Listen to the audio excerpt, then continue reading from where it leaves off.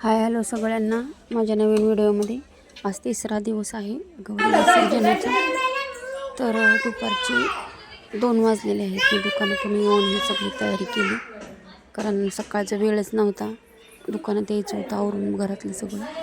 त्याच्यामुळं बघा मी इथं दोरावटीत घेतलेलं आहे। तुळशीला नमस्कार करून नंतर ना आता गौरी विसर्जन खाली घ्यायचं। बायकांना हळदी कुंकू लावून प्रसाद द्यायचा।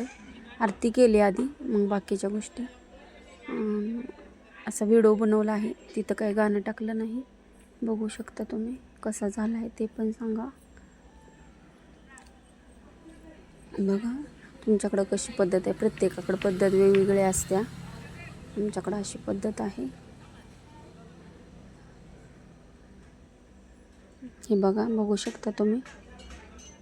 आमच्या माहेरला कसं होय हे मग कसा तुरा वापरत येते, ते वर येतं का नाही ते, पण ते कसं आता सिटीत म्हणल्यावर सगळ्या गोष्टी अवेलेबल होत नाही। त्याच्यामुळं मग कणीसच इथल्या बायका लेडीज घेतात सिटीतल्या। त्यामुळं जसं आहे तसं, जसा देश तसा वेश, जशी तशी पद्धत करायची मग आपली।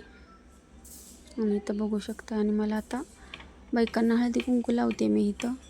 नंतर ना ते झाल्यानंतर ना खाली मंडळाच्या गणपतीच्या इथं दीदीचा पहिला नंबर आला होता, पैठणी मिळाली होती तिला संगीत खुर्चीमध्ये फर्स्ट प्राइज। त्यामुळे तिला पैठणी आणि ट्रॉफी मिळणार आहे, तुम्ही बघू शकता। रोहिणी कुंभार यांच्या हस्ते ही पैठणी, श्रीफळ तसेच एक आकर्षक ट्रॉफी देऊन तिचा सत्कार करायचा आहे।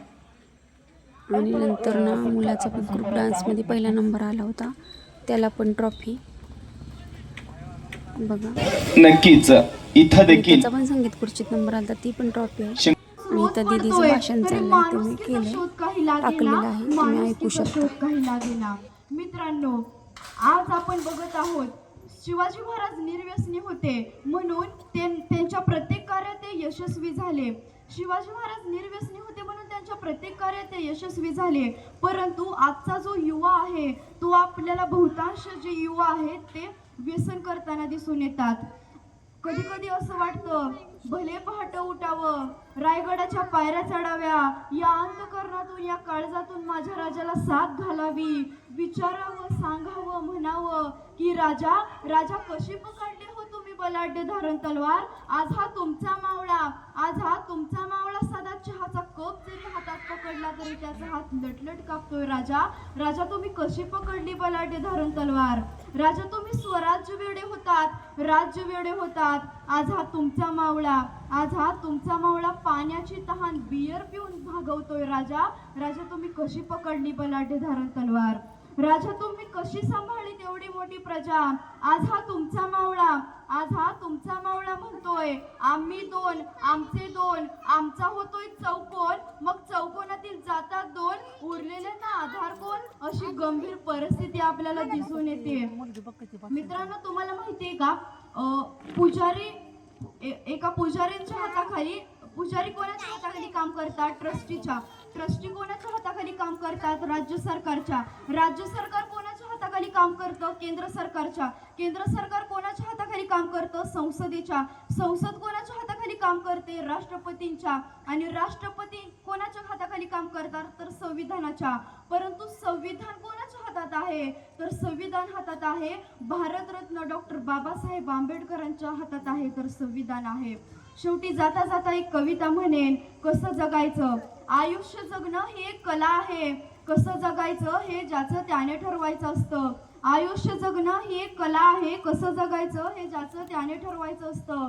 दुःख सर्वांनाच असतात, मग त्या दुःखात दुःखांना सामोरे जायचं की रडत बसायचं हे ज्याचं त्याने ठरवायचं असतं।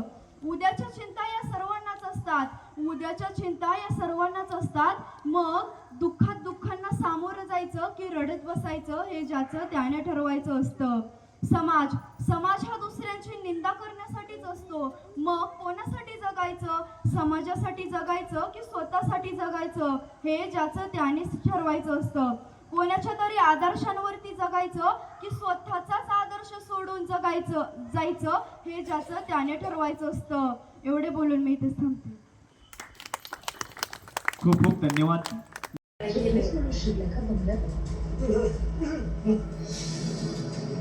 ताई, काय झालं?